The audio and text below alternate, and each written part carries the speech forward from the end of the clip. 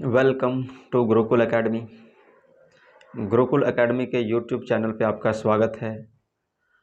आज हम सभी नंबर सिस्टम यानी संख्या पद्धति का एक टॉपिक पढ़ने वाले हैं जिनका नाम है रियल नंबर्स। वैसे नंबर सिस्टम बहुत बड़ा टॉपिक है। उस बहुत बड़ा टॉपिक में हमको पढ़ने के लिए एक टॉपिक दे रखा है रियल नंबर्स, जिससे हमारा क्लास 10th में 10 नंबर पूछा जाता है इस टॉपिक से। तो हम समझने का प्रयास करते हैं कि ये रियल नंबर, ये वास्तविक संख्या क्या होती है। वैसे ये टॉपिक जो है वो नंबर सिस्टम का बात है और नंबर सिस्टम अपने आप में एक बहुत बड़ा टॉपिक है। उस टॉपिक में हमको एक छोटा सा टॉपिक पढ़ने दिया, वास्तविक संख्या। हम इसको समझते हैं। तो वास्तविक संख्या को जानने से पहले आप जानो अंक के बारे में। अंक जिसको बोला जाता है डिजिट। एक होता है आपका संख्या जिसको हम लोग बोलते हैं नंबर, जिसको बोलते हैं हम लोग नंबर। ये डिजिट और ये नंबर, ये दोनों है क्या चीज़। तो डिजिट जो है आपका, वो डिजिट टोटल है आपका 10, और वही जिसको हम लोग डिजिट, जिसको हिंदी में हम लोग अंक बोल रहे हैं, ये टोटल डिजिट जो है, टोटल अंक जो है वो 10 है। और वो है कौन? तो 0, 1, 2, 3, 4, 5, 6, 7, 8, 9। यही टोटल 10 वो ही आपका क्या है? अंक है। और यही टोटल 10 अंक से मिलकर दुनिया का कोई भी नंबर बनता है, यानी कोई भी संख्या बनता है। जैसे आपने अब ये 0 से लेकर 9 तक ये सारा का सारा क्या हुआ? अंक हुआ। ये टोटल अपने आप में अंक है और अपने आप में संख्या भी है। ये टोटल का टोटल एक अंक की संख्या है। ये भी एक अंक का, ये एक अंक, ये एक अंक, यानी सारा का सारा एक अंक का संख्या है। यानी खुद बाय खुद ये अपने आप में अंक भी है और संख्या भी है। संख्या क्या होगी? इन दोनों अंकों के, इन सारे अंकों को मिलने से बनती है क्या? संख्या। जरूर नहीं कि अंक मिलेगा तो ही संख्या होगा। यदि ऐसा रहता तो फिर ये सारा को हम संख्या नहीं बोलते, ये सब को हम सिर्फ अंक बोलते हैं। लेकिन ये अंक होने के साथ साथ ये अपने आप में खुद संख्या है। लेकिन 2 अंक का संख्या बनाने के लिए हमको ये अंक मिलाना पड़ेगा। जैसे 2 अंक शुरू होते हैं 10 से, तो इसमें 2 अंक है। एक इकाई का अंक जो है वो 0 है और दहाई का अंक जो है वो 1 है। तो 2 अंकों के मिलने से यहाँ पे क्या बना? एक संख्या बना है जो है 10। यानी ये 2 अंक की संख्या है। और 2 अंक की संख्या शुरू होती है 10 से, 11, 12, इस तरह से चलते जाता है कहाँ तक? 99 तक। ये टोटल 2 अंक की संख्या होती है।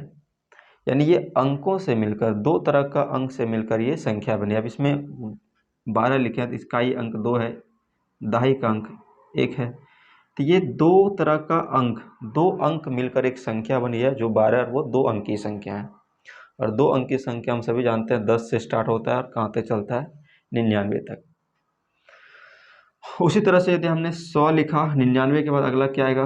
100 आएगा। और ये 100 कितने अंक का संख्या है? 3 अंक का संख्या है। 100, 101, 102, ये सब सारा का सारा कितने अंक की संख्या है? 2 अंक का संख्या। और ये कहाँ तक चलेगा? 999 तक, क्योंकि 1000 जैसे अगर उसमें 4 अंक, 4 डिजिट हो जाएगा। ये 3 अंक की संख्या है। एक जिसमें इकाई का अंक 0 है, दहाई का अंक, देखिए इकाई का अंक बोल रहे हैं, दहाई का अंक बोल रहे हैं। तो 1 अंक, 2 अंक और ये 3 अंक, 3 अंक से मिलकर एक संख्या है जो 100 है। ये 3 अंक की संख्या है। तो 100 से लेकर 999 तक जितने भी संख्या लिखेंगे वो सारा का सारा संख्या 3 अंक की संख्या होगी। उसी तरह से 999 के बाद जैसे अगला आएगा तो वहाँ पे 1000 आएगा।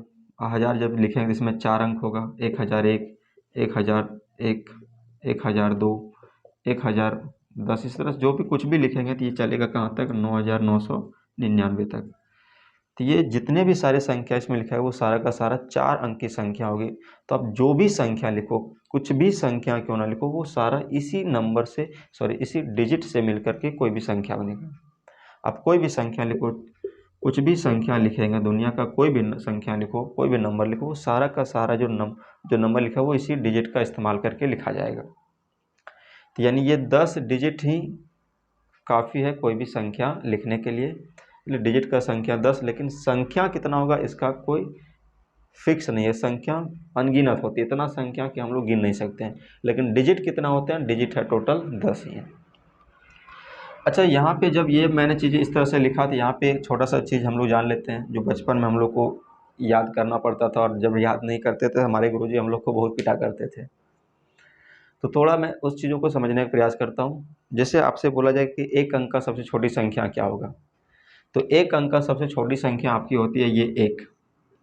ये जीरो आपको नहीं बोलना है। एक अंक की जो सबसे छोटी संख्या होती है वो होती है एक, और एक अंक की जो सबसे बड़ी संख्या होती है वो आपका होती है कितना, 9। एक अंक की सबसे छोटी संख्या एक, और एक अंक की सबसे बड़ी संख्या 9। उसी तरह दो अंक का सबसे बड़ी संख्या पूछा जाए तो दो अंक का संख्या शुरू कहाँ से होता है, 10 से। ये वो सबसे छोटी, और बड़ी कौन होगा, तो 99, क्योंकि 99 के बाद 100 होना है, और 100 में 3 अंक हो जाता है। तो ये दो अंक की सबसे बड़ी संख्या होगा। उसी तरह यहाँ 100 लिखा है तो ये 100 क्या हुआ, 3 अंक का सबसे छोटी संख्या हुआ, और ये 3 अंक का सबसे बड़ी संख्या हुआ। तो ये चीज़ें जब हम लोग बचपन में पढ़ते थे तो हमारे गुरुजी याद करके याद बोलते थे आने, और हम लोग को याद वगैरह नहीं होता था तो हमारे गुरुजी बहुत पीटा करते थे। लेकिन चीज़ों को हम थोड़ा सा बेहतर तरीके से समझने का प्रयास करते हैं, और ऐसा सिचुएशन ही ना आए कि हमको ये चीज़ें याद करना पड़े। तो करना क्या है कि जितना अंक का बारे में बोला जाए, यदि आपको 2 अंक का बोला जाए कि 2 अंक का सबसे बड़ी संख्या क्या होगा, तो बड़ी संख्या के लिए आप 9 लिखो। 2 अंक का बोला है तो 2 बार आपको 9 लिखना है। 3 अंक का बोला है तो 3 बार आपको 9 लिखना है, लेकिन ये बड़ी संख्या के लिए।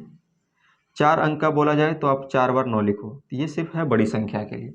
तो जितना बार बोला जाए, 5 अंक का बड़ी संख्या तो 5 बार 9 लिखिए, 6 अंक का बड़ी संख्या तो 6 बार 9 लिखिए। अब छोटी संख्या का बात करें तो क्या करना है, छोटी संख्या का बात कर यदि किया जाए तो 2 अंक का बोला है तो पहले देखो 1 अंक का छोटी संख्या तो 1 है। अब इसको 2 अंक बनाना है तो इसमें 2 अंक का बात कर रहा है तो 1 अंक तो 1 हो गया, दूसरा अंक आप इसमें क्या लिखो, 0 लिखो। यानी बड़ी संख्या के लिए 9 लिखना और छोटी संख्या के लिए 0 लिखना है। 3 अंक का छोटी संख्या तो पहला छोटी संख्या 1 अंक का तो 1 तो लिखना है। अब कितना अंक इधर लिखें कि 3 अंक बन जाए, तो 2 को लिखना और 2 को यहाँ पे 0 बिठा दीजिए। 4 अंक का लिखना है तो 1 के बाद 3 0 बिठा दीजिए, तो ये हो गया 4 अंक का सबसे छोटी संख्या। तो छोटी संख्या के लिए आपको 0 लिखना है और बड़ी संख्या के लिए आपको 9 लिखना है। तो ये बात आपको समझ में आएगी कि ये डिजिट क्या होता है और ये संख्या क्या होता है, क्योंकि ये वाला चीज़ हम लोग को समझ में आता नहीं है। और जब क्वेश्चन आगे जब पढ़ते हैं दो चर वाला रैखिक समीकरण या क्वाड्रेटिक इक्वेशन में कि दो अंकों वाली संख्या के अंकों को पलटने से बनी संख्या का 2 गुना उसके 4 गुना, इस तरह कुछ कुछ बात होता है। तो वहाँ पे कुछ कुछ जैसा कि हमको मिला है सुनने को, तो वहाँ पे बोला जाता है सर नहीं समझ पा रहे हैं।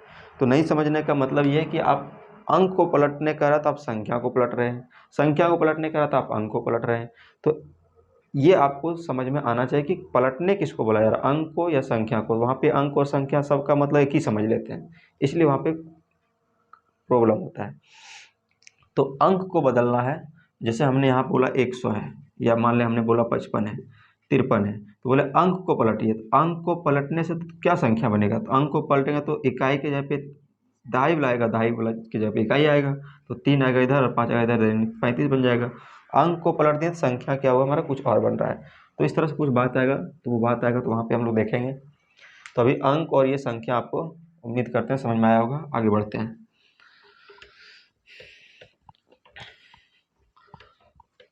अब थोड़ा सा हम आगे बढ़ते हैं और जानते हैं, क्योंकि यहाँ पे दिया ही है वास्तविक संख्या, तो पहले हम संख्या को हमको समझना जरूरी था। और ये संख्या हम लोग समझे कि नंबर से मिलकर अंक से मिलकर संख्या बनती है। अब इस चैप्टर में हमको बहुत सारा संख्या जानना है, जैसे प्राकृत संख्या, सम संख्या, विषम संख्या, इन सारे तरह का संख्या जानना है। लेकिन हम पहले डिस्कस करते हैं इसी चीज़ का, लेकिन डिस्कस करना चाहिए पहले प्राकृत वगैरह सबका, सम विषम भाज्य अभाज्य, इन सब का पहले चर्चा करना चाहिए, लेकिन हम पहले इन्हीं का चर्चा करते हैं। तो जैसे अभी हमने बोला संख्या, ये संख्या कितने तरह का हो सकता है। तो आप जितने भी तरह अभी तक आपने जो भी संख्या लिखा हुआ देखा होगा, वो सारा का सारा संख्या जो है आपका, आपने दो ही तरह का संख्या देखा होगा। एक ये यानी कहने का मतलब ये संख्या दो तरह का होता है। कितने तरह का, दो तरह का। एक होता है वास्तविक संख्या, एक होता है वास्तविक संख्या रियल नंबर, और एक होता है आपका काल्पनिक संख्या। काल्पनिक बोलो या आभासी बोलो एक ही बात है। आभासी संख्या यानी इमेजिनरी नंबर,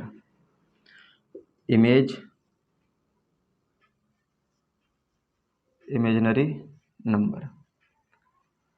ये आपके सिलेबस का टॉपिक नहीं है, आपके सिलेबस का टॉपिक ये है। ये आप जाके पढ़ोगे 11th में, जब आप साइंस डिपार्टमेंट से रखोगे और मैथ पढ़ोगे तो वहाँ एक चैप्टर ही आता है इमेजिनरी नंबर सिस्टम। वहाँ पे आप ये इमेजिनरी नंबर के बारे में पढ़ोगे, ये आभासी संख्या क्या होता है। लेकिन फ़िलहाल ये जान लेते हैं कि थोड़ा सा हम जान लेते हैं कि आभासी नंबर संख्या हम किसको बोलेंगे। तो यदि कोई संख्या, यदि रूट के अंदर माइनस में कोई संख्या है, जैसे मान लीजिए एग्जाम्पल के तौर पर मान लीजिए -5, तो रूट के अंदर माइनस का में होना कोई संख्या यदि रूट में है और वो माइनस में है, तो इसका मतलब वो क्या है, इमेजिनरी नंबर है, वो क्या कहलाएगा, आभासी संख्या। यानी रूट के अंदर कहीं भी माइनस दिख गया तो समझ लो वो संख्या जो होगा वो इमेजिनरी होगा, वो आभासी होगा, क्योंकि इसका वर्गमूल वगैरह निकल नहीं सकता है चूँकि माइनस में है। तो वहाँ पे जब हम लोग पढ़ते हैं, तो जब हम लोग 11th में पढ़ते हैं इमेजिनरी नंबर सिस्टम, तो वहाँ पे एक छोटा सा चीज़ आता है, बोलता है कि यदि हम इस -5 को हम इस तरह लिख सकते हैं -1 × 5। अरे जो -1 यहाँ पे दिख रहा है, ये जो -1 दिख रहा है इस रूट के अंदर, तो ये बोलता है आई जो बराबर होता है, आई बराबर होता है रूट अंडर -1। और यदि इधर से हम रूट हटा दें तो इधर लग जाएगा स्क्वायर, यानी आई स्क्वायर बराबर -1। तो इस माइनस को हटाने के लिए, इस -1 को हटाने के लिए, इस -1 के बदले हम लिख सकते हैं आई का स्क्वायर और इंटू 5। अब ये 5 का तो वर्गमूल निकलेगा नहीं तो रूट में ही रहेगा, लेकिन ये आई स्क्वायर 2 है तो एक आएगा बाहर, और ये आई जो लगा ये आई इमेजिनरी ही, ये आई ये इमेजिनरी ही है। तो इमेजिनरी नंबर होता क्या है, तो रूट के अंदर माइनस का होना ही क्या कहलाता है, इमेजिनरी नंबर। और इमेजिनरी नंबर यानी रूट के अंदर से माइनस हटाने के लिए सबका ये इस्तेमाल किया जाता है। ये आप 11th में सीखोगे। अभी आपके टॉपिक में ये बात है वास्तविक संख्या, रियल नंबर। ये वास्तविक संख्या जब आप पढ़ोगे तो इस वास्तविक संख्या में दो तरह का संख्या आएगा। ये वास्तविक संख्या दो तरह का संख्याओं के मिलने से बनता है। एक कहलाता है हमारा परिमेय संख्या, रेशनल नंबर। एक हमारा कहलाता है अपरिमेय संख्या, रेशनल नंबर। अब यहाँ पे परिमेय संख्या जानना बहुत ज़रूरी है और अपरिमेय संख्या जानना बहुत ज़रूरी है, क्योंकि यहाँ से एग्ज़ाम में हर साल क्वेश्चन पूछा जाता है कि निम्न 4 ऑप्शन दे देगा, बताइए, बोलेगा इनमें से कौन परिमेय संख्या है बताइए या कौन अपरिमेय संख्या है बताइए। तो आप थोड़ा सा यहाँ पे जान लो, तो ये हम चीज़ों को जानने, ये चीज़ों को हम पहचानने सीखेंगे कौन परिमेय कौन अपरिमेय, तो बड़ा ही डिटेल से। लेकिन थोड़ा सा हम यहाँ पे जानते हैं कि परिमेय संख्या कौन कौन हो सकता है। तो जितने भी तरह का संख्या आप देखोगे, जैसे प्राकृत संख्या का समूह, पूर्ण संख्या का समूह, भाज्य संख्या का समूह, अभाज्य, भिन्न, जितना भी तरह का संख्या देखोगे, क्या बोलते हैं, भाज्य या अभाज्य या फिर और भी जितने तरह का संख्या होगा, उन सारे संख्या को हम लोग क्या बोलेंगे, परिमेय संख्या। यानी परिमेय संख्या में ही प्राकृत संख्या पड़ेगा, पूर्ण संख्या, भाज्य, अभाज्य, भिन्न, पूर्णांक, जो भी आएगा, इंटीजर नंबर वगैरह, जो जो नंबर आएगा, जो जो संख्या आएगा, वो सारा का सारा संख्या क्या कहलाएगा, परिमेय संख्या कहलाएगा। तो बोले सारा संख्या जब परिमेय कहलाएगा तो फिर अपरिमेय कौन बचेगा। तो यही वाला नंबर में कुछ ऐसा संख्या आएगा, जैसे प्राकृत संख्या 1 2 3 4 5 वगैरह होता है, जैसे लिख दिया हमने 5, इसमें लगा दिया रूट।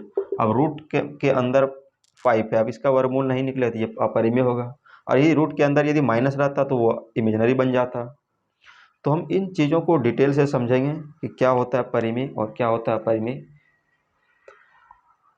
तो उम्मीद करते हैं ये आपको समझ में आएगा कि संख्या बेसिकली होता है दो ही तरह का, एक वास्तविक और एक आभासी। आभासी किसको बोलेंगे, तो जब रूट के अंदर कोई चीज़ माइनस में है तो वो इमेजिनरी नंबर कहलाएगा, आभासी संख्या कहलाएगा, और जब रूट के अंदर माइनस वगैरह नहीं कहलाएगा तो वो सब वास्तविक संख्या कहलाएगा। वर्ग और वास्तविक संख्या दो तरह का होता है, परिमेय और अपरिमेय। रूट के अंदर में संख्या रहा और वर्गमूल नहीं निकला तो अपरिमेय, और निकल गया तो परिमेय वगैरह कहलाएगा। तो डिटेल से हम चीज़ों को बात करते हैं। तो ये चीज़ें आपको समझ में आ गई। अब ये चीज़ें हमको, हमारे टॉपिक में ये चीज़ है तो हमें इस टॉपिक को डिटेल से पढ़ना है। तो सबसे पहले वास्तविक संख्या। तो वास्तविक संख्या किसको बोलते हैं, तो बोले परिमेय संख्या और अपरिमेय संख्या दोनों का समूह को हम लोग वास्तविक संख्या बोलेंगे। तो दोनों का समूह को जब वास्तविक संख्या कहेंगे तो इसको समझने के लिए तो हमको पहले दोनों को समझना पड़ेगा। क्योंकि इस संख्या, ये जो संख्या इन दोनों से मिलके बना है, तो पहले इन्हीं दोनों को तो समझना पड़ेगा, तभी तो ये समझ में आएगा। तो पहले हम बात करते हैं किसका, परिमेय संख्या का। परिमेय संख्या को हम समझने का प्रयास करते हैं कि परिमेय है क्या चीज़। चलिए बात करते हैं आगे।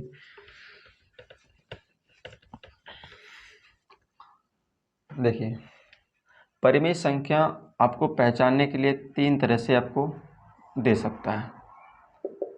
पहला कि यदि कोई संख्या p/q के रूप में हो, ठीक है, यदि कोई संख्या p/q के रूप में हो और जहाँ q का मान 0 नहीं हो, तो वो कहलाएगा परिमेय संख्या।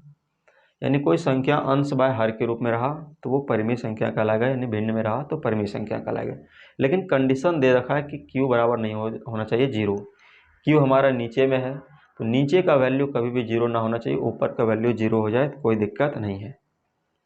तो चलिए मैं कुछ एग्जाम्पल के माध्यम से आपको समझाने का प्रयास करता हूँ कि कौन कौन संख्या परिमेय हो सकता है। अच्छा, सबसे बड़ा कन्फ्यूजन विद्यार्थियों को नहीं रहता है कि 22/7 क्या संख्या, कैसी संख्या है, और पाई कैसी संख्या है, क्योंकि पाई का मान ही 22/7 होता है। तो बोलता है ये पाई कैसी संख्या और ये 22/7 कैसी संख्या है। ये पाई सर अपरिमेय है और ये हमारा परिमेय है, क्योंकि पाई का वैल्यू एक्चुअल में इतना होता नहीं है, बल्कि हम मैथमेटिक्स बनाते समय पाई का मान इतना इस्तेमाल कर लेते हैं, लेकिन पाई का मान एक्चुअल में इतना होता नहीं है, ठीक है। इसलिए पाई हमारा अपरिमेय होता है और ये हमारा होता है क्या, परिमेय। इसमें पाई का वैल्यू 3.14 दशमलव के बाद 50 अंक तक निकालते रहो या 100 अंक तक निकालते रहो, उसमें दशमलव के बाद संख्याओं का रिपीट वगैरह नहीं होता है, और संख्या रिपीट नहीं होता उसको हम लोग अशांत अनावर्ती बोलते हैं, और अशांत अनावर्ती अपरिमेय होता है। वो हम आगे का चर्चा में इसका डिस्कस करेंगे। लेकिन यहाँ पे अभी ये दिमाग में बिठा लो, 22/7 परिमेय होता है और पाई क्या होता है, अपरिमेय।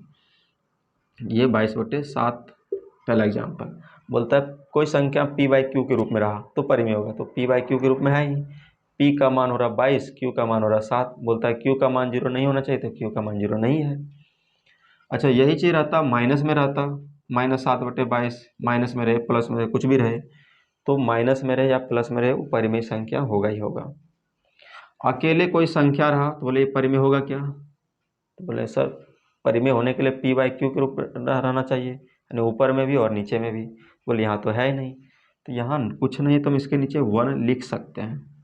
अब देखो p/q के रूप में हो गया, p का मान 5, q का मान 1, ये परिमेय संख्या है। हम बोलेंगे बताइए 0 परिमेय संख्या होगा या नहीं, तो बोले सर 0 कैसे परिमेय संख्या होगा। बोलते हैं q 0 का मान नहीं होना, q का मान 0 नहीं होना चाहिए। यहाँ बोला q 0 नहीं होना चाहिए, लेकिन p के बारे में ऐसा कुछ नहीं बोला है, तो यहाँ पे 0 लिखा है, 0 के नीचे हम कुछ ना तो 1 लिख सकते हैं, तो इसमें p का मान हो रहा है 0 और q का मान हो रहा है 1, तो इसका मतलब q का मान 0 के इक्वल नहीं है, इसका मतलब ये हमारा परिमेय संख्या होगा। तो 0 हमारा परिमेय संख्या होगा, क्योंकि इसके नीचे कुछ ना तो 1, तो 0/1 यानी p/q के रूप में परिमेय होगा।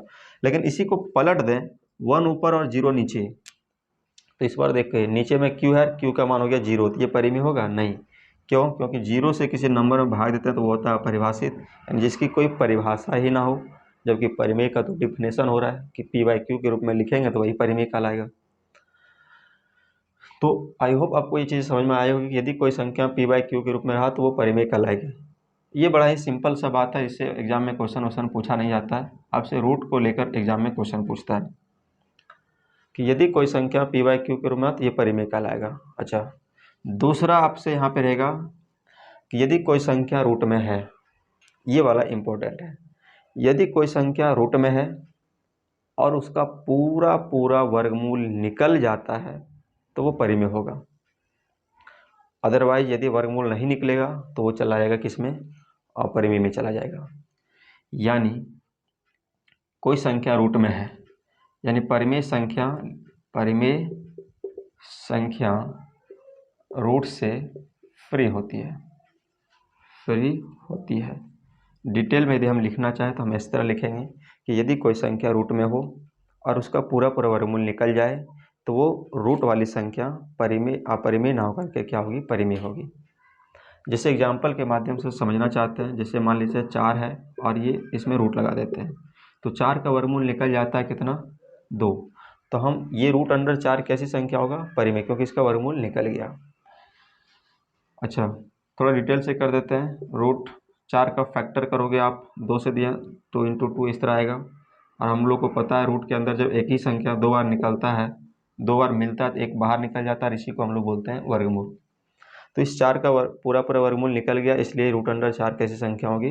परिमेय होगी। जैसे हमने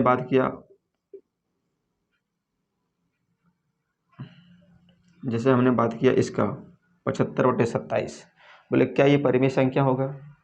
तो यदि इसका वर्गमूल निकलता होगा तो परिमेय होगा, नहीं निकलेगा तो अपरिमेय हो जाएगा। तो 75 का यदि आप तोड़ोगे तो इस तरह कुछ आएगा, 5 इंटू 5 इंटू 3, 5 गुना 5 25 तिया 75। 27 को तोड़ोगे तो 3 तिया 9 तिया कितना आएगा? 27। दोनों में रूट है, 1 से 3 कट जाएगा, बचेगा इधर 2 5 में 1 5 बाहर निकले, 1 2 3 है, 1 3 बाहर आएगा। तो इसका वर्गमूल निकल गया, इसका मतलब ये क्या होगा? परिमेय होगा। तो फाइनली आप यहाँ डायरेक्ट न देखना 75 का वर्गमूल नहीं निकलता है इसलिए अपरिमेय, पूरा कटा छटा के देख लेना। यदि वर्गमूल नहीं निकला तो अपरिमेय होगा, निकल गया तो परिमेय ही होगा।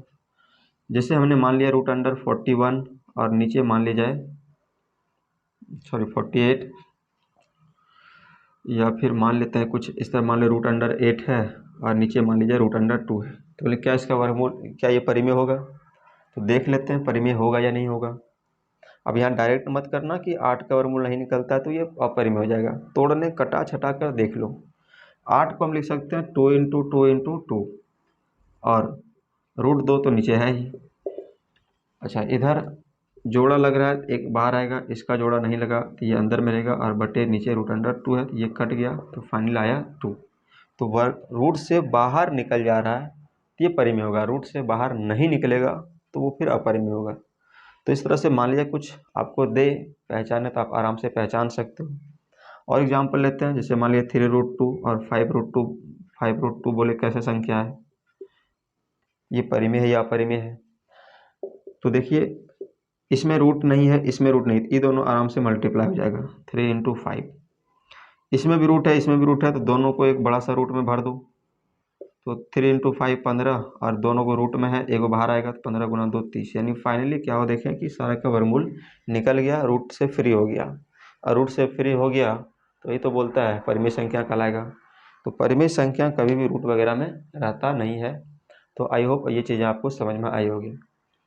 आगे बढ़ते हैं, और एक कंडीशन और यहाँ पे जानना है आपको।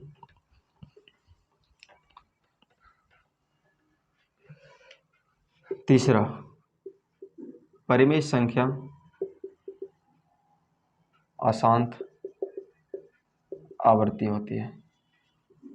अशांत आवर्ती होती है, यानी अशांत आवर्ती बोले कौन संख्या होता है? तो अशांत आवर्ती होता है कैसी संख्या?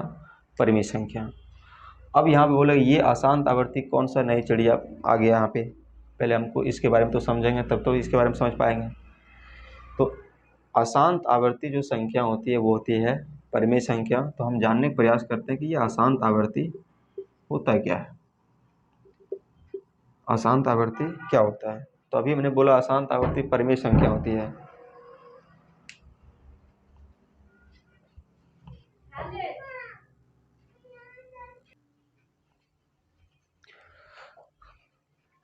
हम जानने का प्रयास करते हैं कि अशांत आवर्ती होता क्या है। तो हमने अभी यहाँ बात किया कि अशांत आवर्ती कैसी संख्या होती है? परिमेय संख्या। और अभी हमने बोला परिमेय संख्या p/q के रूप में होती है। तो हम बोलेंगे इसका, देखिए डेफिनेशन हम यहाँ पे उतना लिखवा नहीं पाएंगे, बस बोलेंगे, आप सुन के उस बात को लिखेंगे कि अशांत आवर्ती होता क्या है। जैसे कोई भी कोई संख्या यदि भिन्न में रहा, p/q के रूप में रहा, और q से यदि भाग लगाया जाए किसमें? p में, तो भाग लगाया जाए तो दशमलव के बाद, यानी भाग लगाने पर यदि वो पूरा कटे नहीं, और जो पूरा नहीं कटता हम उसको अशांत बोलते हैं। लेकिन दशमलव के बाद यदि संख्या का रिपीट होता है, एक ही संख्या बार बार, एक ही तरह का संख्या बार बार आता रहेगा, तो हम उसको बोलेंगे अशांत आवर्ती। क्या मतलब, नहीं समझ में आया? एग्जाम्पल के माध्यम से समझते हैं। जैसे 1/3 लिखे, तो ये 1/3 p/q के रूप में है, तो हम इस q से भाग लगाएंगे p में, यानी 3 से भाग लगाएंगे 1 में, तो 3 से यदि भाग लगाएं 1 में तो भाग लगाने पर ये पूरा पूरा कटेगा नहीं, लेकिन संख्या का रिवीजन होगा, रिपीट होगा।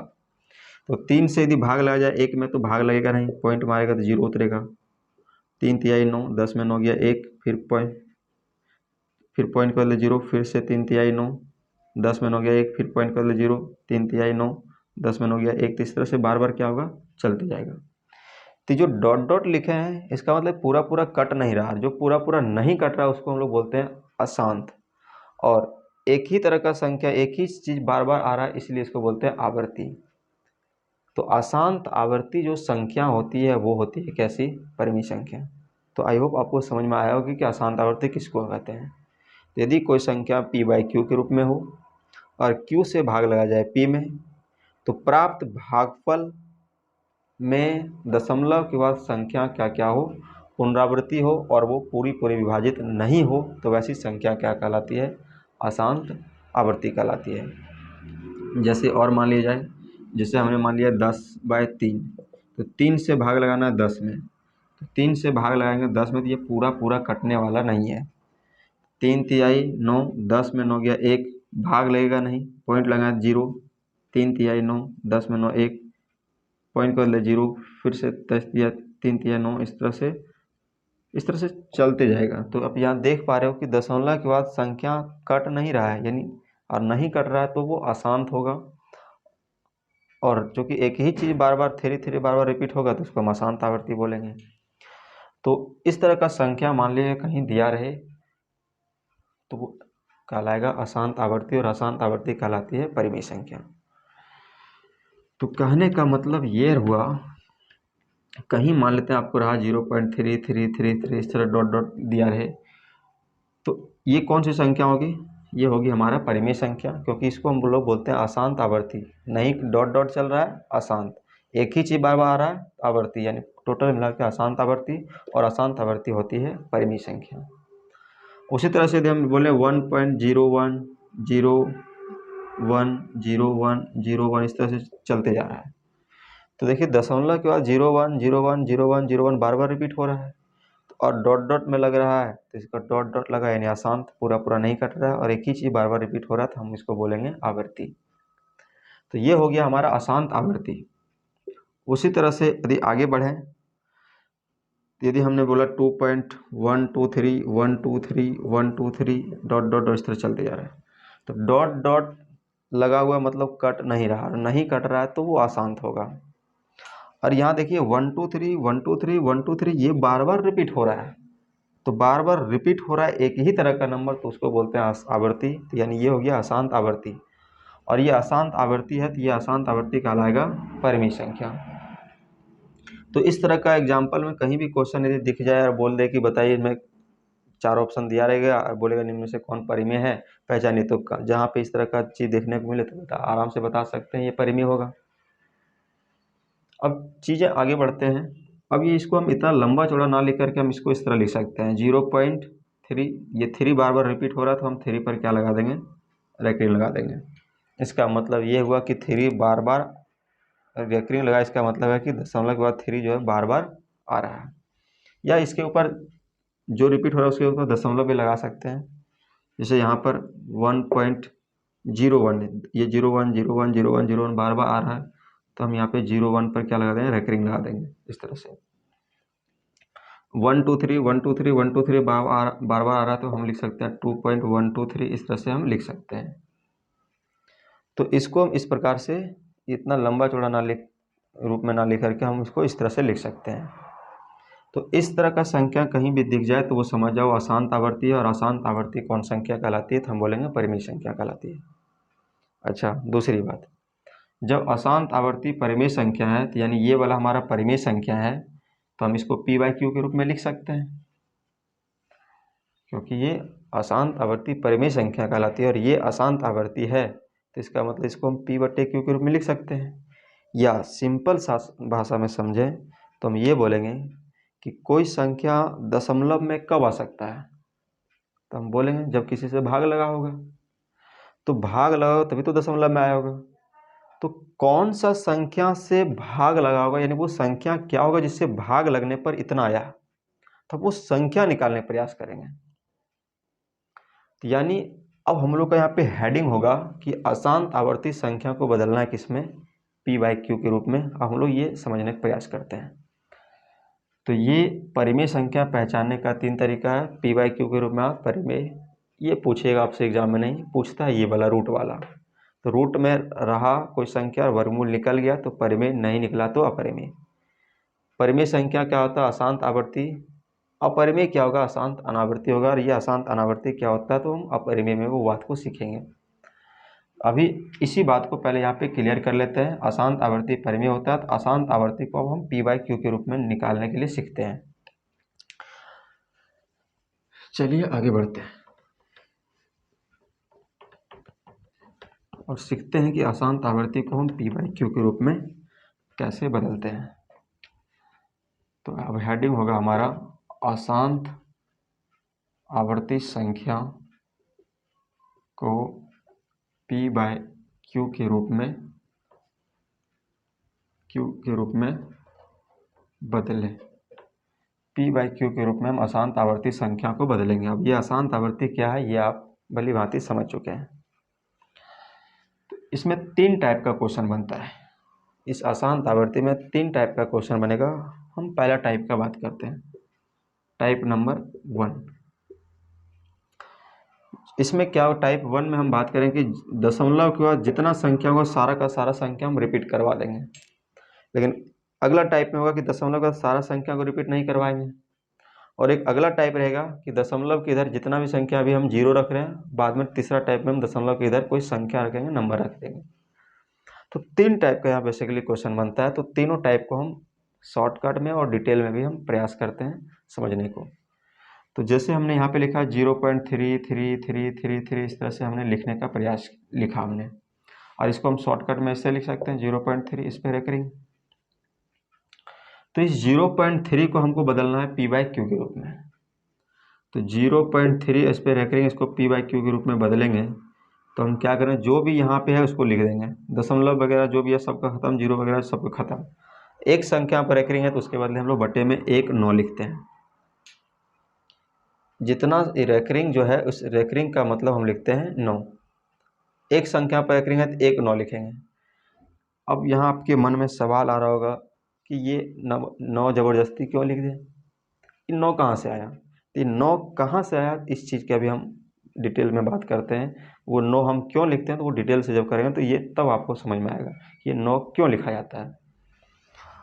तो ये कटेगा 3 एकम 3, 3 तिया 9, यानी 1 क्या आया 3। और जब 3 से 1 में भाग लगा रहे थे तभी तो ये आ रहा था। उसी तरह डिटेल से बात करते हैं, लेकिन 1-2 क्वेश्चन पहले देख लेते हैं। जैसे मान लेते हैं 0.23232323 ये है, इस तरह से चलते जा रहा है। तो हम उसको उस तरह इस तरह लिखा हुआ हम इसको इस तरह शॉर्टकट में ऐसे लिखेंगे 0.23 बार बार आ रहा तो हम 23 पर क्या लगा देंगे, रेकरिंग लगा देंगे। अब यहाँ पे क्या होगा, जो भी दशमलव वगैरह सबको साइड करो, लिखो 23 और 2 संख्या पर रेकरिंग था हम 2 को 9 लिखेंगे। जब आप, तो ये हुआ इसका आंसर। यानी जब 99 से भाग लगाओ 23 में तब ये चीज़ बार बार आ रहा होगा, आप भाग लगा कर देख सकते हैं। लेकिन आपके मन में बार बार यही सवाल आ रहा होगा कि ये हम 9 से भाग हम क्यों लगा रहे हैं। तो क्यों लगा रहे हैं तो अब हम उस चीज़ पर चर्चा करते हैं। ये 9 आखिर आया कहाँ से, तो जब हम इसका डिटेल से चर्चा करेंगे, डिटेल से बनाएंगे, तब हमको ये पता चलेगा कि ये 9 आखिर आया कहाँ से। तो चलिए मैं शुरू करता हूँ इसको थोड़ा डिटेल से करने का। तो ये जो 0.33 है इसको मान लीजिए किसी के बराबर ये है, मान लेते हैं ये x बराबर है 0.3333 इस तरह डॉट डॉट डॉट चलते जा रहा है। अब यहाँ पे देखो एक संख्या बार बार रिपीट हो रहा है, एक संख्या बार बार रिपीट हो रहा है। तो हम क्या करेंगे, एक संख्या रिपीट हो रहा है तो हम दोनों तरफ 10 से मल्टीप्लाई करेंगे। कितने से मल्टीप्लाई करेंगे, 10 से मल्टीप्लाई करेंगे। तो हम यहाँ लिखेंगे दोनों तरफ 10 से गुना करने पर। एक संख्या बार बार रिपीट हो रहा है, एक 10 से गुना करना, 2 संख्या रिपीट होगा 100 से गुना करना, 3 संख्या रिपीट होगा तो 1000 से गुना करना है। और यदि दोनों तरफ हम 100 है तो अब बोलेगा 10 से गुना क्यों कर रहे हैं, तो हम 10 से गुना कर रहे हैं इसलिए ताकि ये जो दशमलव का अंक है ये एक अंक के बाद इधर आ सके, और इधर लाने के लिए हमको गुना ही करना पड़ेगा। तो हम दोनों तरफ यदि 10 से गुना करें तो इधर गुना करें तो 10 गुना x, इधर गुना करें 10 गुना 0.333333 इस तरह से चलते जाएगा।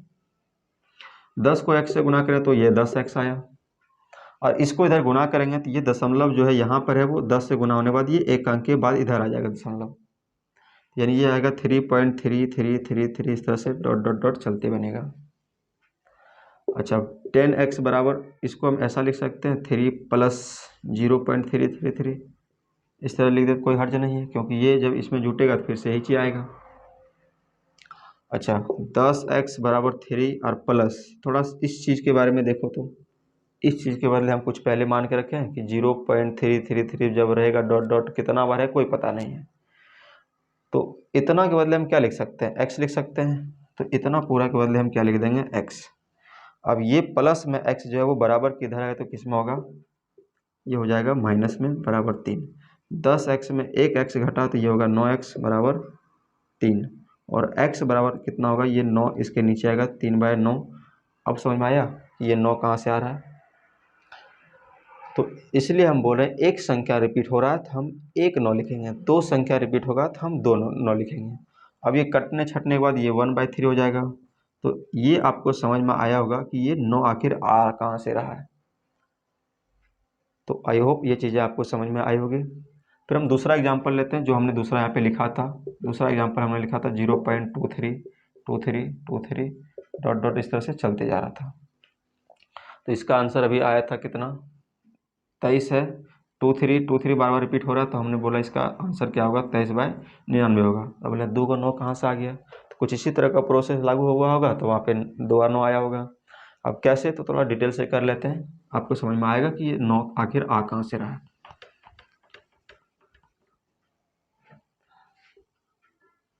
सबसे पहले हम इसको किसी के इक्वल मान लेंगे और ये मान लेंगे कि ये जो है वो x के इक्वल है और x कोई संख्या होगा p/q के रूप में, तभी तो ये भाग लगा होगा, तब तो दशमलव में आया होगा।